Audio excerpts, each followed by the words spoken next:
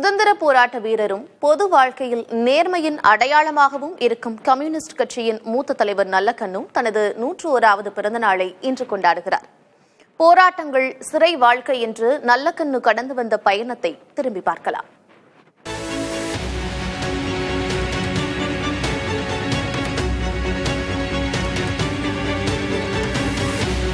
கொண்ட கொள்கையில் உறுதியாக இருப்பவர் ஆரன் என கம்யூனிஸ்ட் கட்சி மட்டுமல்லாமல் அரசியல் தாண்டி பலராலும் போற்றப்படுபவர் ஆர் நல்லகண்ணு.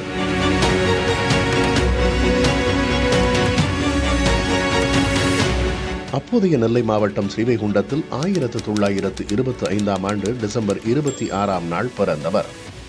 மாணவ பருவத்திலேயே சுதந்திர போராட்ட உணர்வுகளை வெளிப்படுத்தியவர்.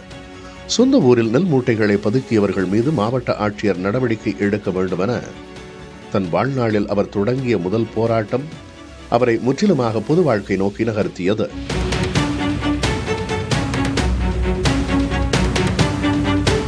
பின்னர் மக்களுக்காக போராடுவதையே லட்சியமாக கொண்டு 18 வயதில் கம்யூனிஸ்ட் கட்சியில் தன்னை இணைத்துக் கொண்டார்.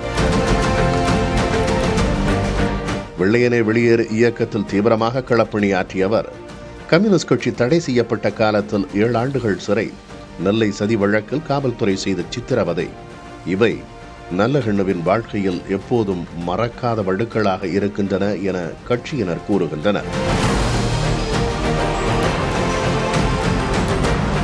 13 ஆண்டுகள் கம்யூனிஸ்ட் கட்சியின் மாநில செயலாளர், கட்சியின் தேசிய நிர்வாக குழு உறுப்பினர் என பல பொறுப்புகளில் இருந்துள்ளார். தொழிலாளர்கள் பிரச்சினை, விவசாயிகளுக்காக தனியாக போராட்டங்கள் நடத்தி விவசாயிகள் சங்கத்தில் 25 ஆண்டுகள் தலைவராகவும் செயல்பட்டார்.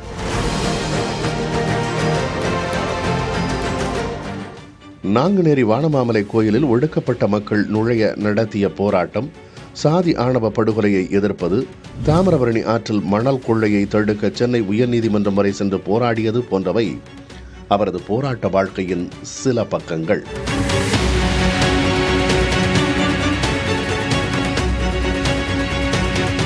தன்னுடைய 80 வயதில் கட்சி வழங்கிய 1 கோடி, 2007ஆம் ஆண்டு தமிழக அரசு அம்பேத்கர் விருதளித்து வழங்கிய 1 லட்சம் ரூபாய் என அனைத்தையும் கட்சிக்கு வழங்கிவிட்டார்.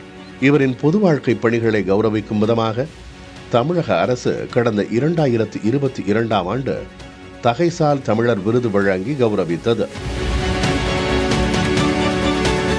புதிய தலைமுறைக்காக ராஜ்குமார்.